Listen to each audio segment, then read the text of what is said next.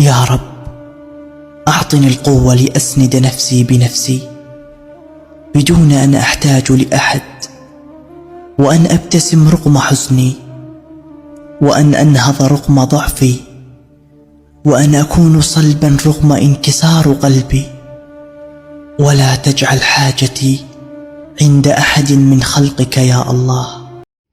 يا مساء الفل، مساء الجمال، اللهم صل وسلم وبارك على سيدنا محمد وعلى اله وصحبه وسلم. ازيكم؟ وحشتوني كتير كتير. النهارده قلت اعمل الحواوشي. كان حفيدتي عندي بقى وقاعده جنبي على الرخامه وانا بشتغل، وكنت حابه ان انا اعمله لها وكده، وكان حاجه سهله يعني. الفيديو ده متصور من اخر الشهر، فكان عشان الميزانيه بايظه والكلام ده، فقلنا نلحق كده اعمل حاجه حلوه وفي نفس الوقت متبقاش مكلفه قوي. هنا جبت بصله، فرمتها كويس، حطيت عليها ملح وفلفل وسبع بهارات، وابتدي ادعكها كويس قوي بالحاجات دي. واشوف بقى التريكات اللي انا عاملاها فيه. يعني في تريكه كده اللي هي حته العيش اللي انا بحطه دي بتفرق وتشقلب الطعم حاجه تانية. احط اللحمه بقى على البصل وادعكهم حلو برضو، واحط معاهم الفلفل الاخضر. تمام. هي قاعده بقى ايه، عايزه اعمل معاكي لو عايزه تشتغل هي.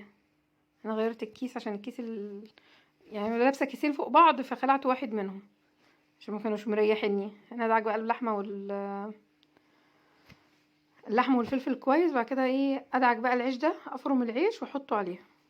انا العيش كنت نقعاه، فدول رغيفين عيش على نص كيلو. ممكن تقللي شويه، ممكن تزودي، هي عامه بتكترها وبتفرق في الطعم جدا.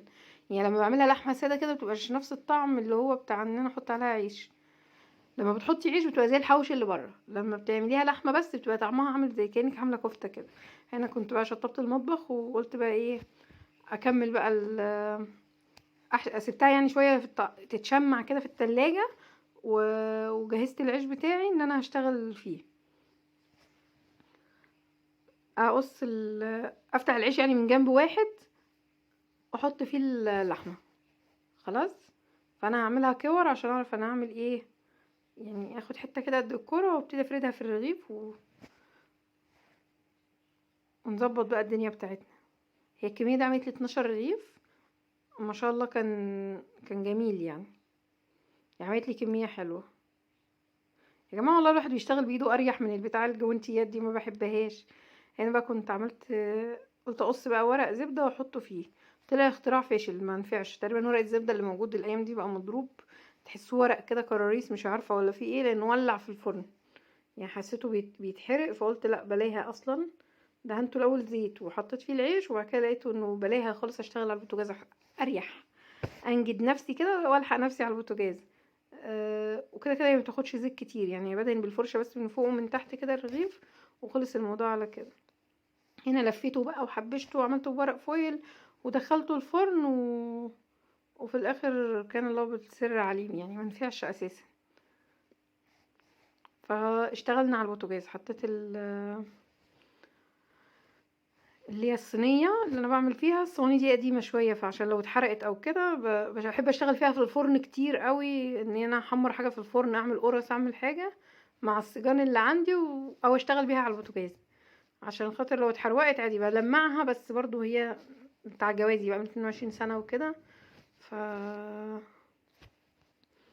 كده يعني مش مشكله انها تبوظ. عندي صواني تانية جايباها اعمل فيها اكل بقى، ادخلها الفرن مش عارفه ايه، بس ما سيبهاش للحاجات اللي الحروقه دي.